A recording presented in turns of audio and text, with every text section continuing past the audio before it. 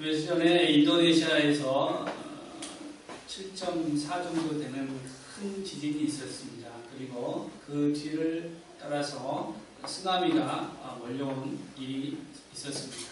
그때에 굉장히 기적과 같은 일이 그 인도네시아에서 일어난 거 혹시 아십니까? 여객기 기장이 출발 시간보다 3분 더 일찍 출발해서 140명을 살리는 일이 있었습니다. 그 기장의 이름은 마펠라인데요. 그 기장은 그 출발 시간보다 3분 일찍 출발하게 된 이유가 있었다고 합니다. 자기가 기장으로서 조종석에 딱 앉아있는데 성령님께서 그날 그에게 3분 일찍 출발해라 라는 음성을 들려주었다고 합니다. 그래서 비행기 문이 닫히자마자 관제탑에 연락을 해서 우리 지금 바로 출발하겠다, 허락해달라 했더니 관제탑에서 허락을 했고, 이제 한참 비행기가 달리는데 비행기가 좌우로 흔들리대요. 그냥 이거는 포장이 안 좋아서 그러느냐고 이륙을 시켰는데 한참 올라가다 보니까 바다에서 큰 노을이 일어나서 가는 것을 보게 되었다고 합니다. 만약에 그 상황 가운데에 성령의 음성을 그가 듣고서 순종하지 않고 정확한 시간에 출발하였다면 큰 사고로 이어질 뻔했지요. 그러나 그가 그리스도인으로서 항상 깨어서 하나님의 말씀을 듣고 순종할 때에 그러한 기적을 이루어냈다라는 그런 간증을 듣게 되었습니다. 30초만 늦었어도 큰일 날 뻔했어요.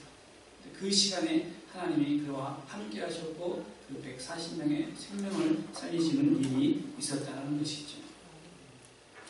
오늘 마르다와 마리아 두 자매가 성경에 등장하죠. 너무나도 유명한 일화입니다. 그런데 저는 이 말씀을 읽을 때마다 왜 이 말씀이 이 귀한 성경에 있을까?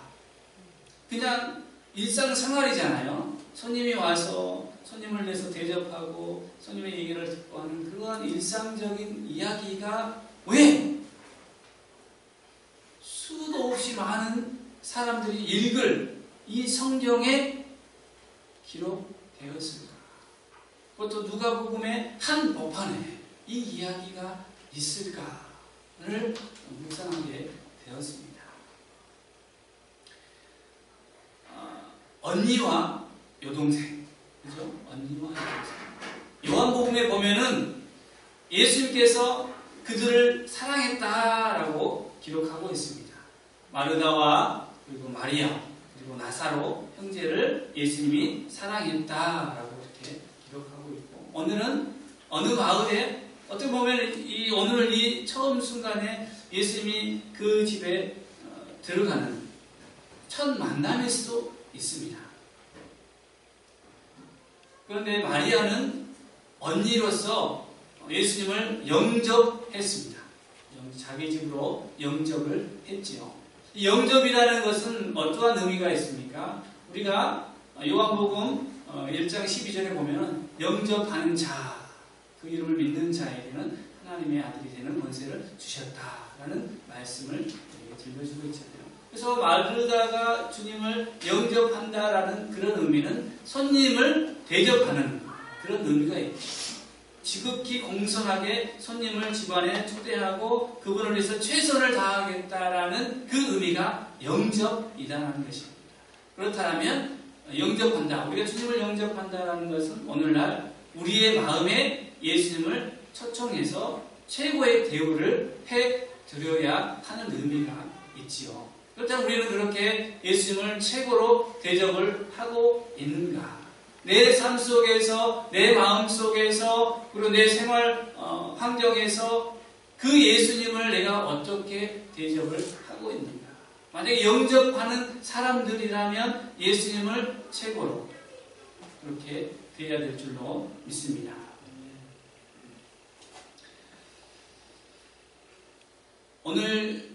마르다는 무엇을 준비하고 있죠? 부엌에서 지금도 우리 교회에서도 부엌에서 지금 열심히 불을 떼고 있어요. 여러분들을 위해서 잘 대접하려고 불을 떼고 있는데, 마르다도 마찬가지로 부엌에서 열심히 음식을 만들고 있지요. 그런데 예수님뿐만 아니라 제자들도 함께 집에 왔습니다. 손님들이 많잖아요. 12명, 13명, 그리고 사람들도 줄줄이 왔을 거 아닙니까? 예수님의 말씀을 듣고자 꽉 찼어요. 그 집이, 조용한 집이. 그래서 그 많은 사람들을 대접하기 위해서 혼자 부엌에서 열심히 일하고 있다고. 우리 교회에서도 식당에서 일하시는 사장님들도 있고 한데, 부엌에서 일한다는 게 얼마나 어려운 일입니까? 혼자서 그 많은 양을 준비한다는 게 얼마나 힘든 일이에요. 그리고 또 짧은 시간에 그 많은 인분을 준비하는 게 쉽지만은 않은 일이에요. 그런데 처음에는 마르다가 예수님을 모시러 왔기 때문에 어떤 마음으로? 기쁜 마음. 기쁜 마음으로 요리를 준비했습니다. 근데 요리를 준비하다 보니까 마음이 분주하고 처음에 했던 기쁨이 싹 사라졌어요. 무엇이 왔죠? 오늘 예수님은 무엇이 왔다고 했습니까? 염려와 근심이 왔다라는 거예요. 우리가 하나님의 일을 할 때도 마찬가지잖아요. 하나님의 일을 할 때도 처음에는 기쁨으로 모든 일들을 감당하다가 시간이 어느덧 지나다 보면 마음속에 뭐가 사라집니까? 그 기쁨이 싹 사라지고 염려와 근심이, 그리고 내가 언제 어떻게 이 일을 잘할까? 언제 일을 마무리할까? 라는 그런 복잡한 생각들이 들어와서 처음에 그 기쁨을 빼앗아 버렸다는 것입니다. 그런데 예수님께서는 누구를 칭찬하고 있습니다? 열심히 음식을 준비하는 마르다입니까? 그냥 예수님의 말씀을 경청하는 마리아입니까? 마리아를 칭찬하고 있습니다. 마르다는 얼마나 서운할까요? 얼마나 서운할까요? 그러나 우리가 명심해야 될 부분이 있습니다. 그건 뭐냐면, 예수님께서 마태복음 4장에 처음 사단에게 시험받는 장면이 있습니다. 처음 시험받는 장면과 오늘 이 말씀과 연관성이 있어요. 예수님이 처음 시험받았어요. 사탄에. 무엇으로 시험을 받았죠? 광야에서 40일 동안 금식하고 나서 처음으로 받은 시험거리가 돌이 빵이 되게 해서 먹어라 라는 겁니다. 예수님께서 뭐라고 했죠? 사단에게 사람이 빵으로 살 것이 아니고 하나님의 입에서 나오는 말씀으로 살아야 된다 라고 그렇게 그 시험을 이겨냈습니다. 그러면 오늘 마르다가 열심히 준비한 음식도 중요하지만 예수님은 그 음식보다 더 중요한 게 무엇입니까? 말씀을 사람들에게 나누어 주는 것이죠. 나누어 주는 것이죠. 오병이어 사건이 있었습니다. 예수님께서 어린아이가 가져온 그 조그만 도시락 속에 담겨있는 오병이어, 그것을 통하여서 몇 명을 먹였죠? 장정만 5,000명입니다. 이거는 우리의 상식으로는 도저히 이해가 되지 않습니다. 조그만 거예요. 조그만. 빵도 조그맣고 물고기의 큰 물고기 아닙니다. 멸치만 하는 거예요. 멸치만. 갈릴리 바다에서 잡히는 그 멸치만한 것을 우리나라 말로 하면 젓갈처럼 담궈서 좀 짭짤한 맛이에요. 그래서 그걸 먹는 것이죠, 점심으로. 근데 그것을 가지고 장정만 5,000명, 다 합치면 2만 명이 넘어가는 사람들을 먹이셨다는 거예요. 먹이셨다는 거죠. 이해가 가십니까? 봐도 못 믿어요, 그거는. 절대로 그 자리에 있어도 그거는 이해가 안 가고 믿을 수 없는 기적이죠. 하지만 예수님께서는 먹을 것을 그들에게 주는 사람입니다. 그래서 마르다는 마음속에 대접하고 싶은 마음이 있었잖아요. 예수님은 그보다도 나는 너희에게 받는 자보다는 주는 자가 되고 싶은 거죠. 사실상 우리가 가지고 있는 게 뭐가 있습니까?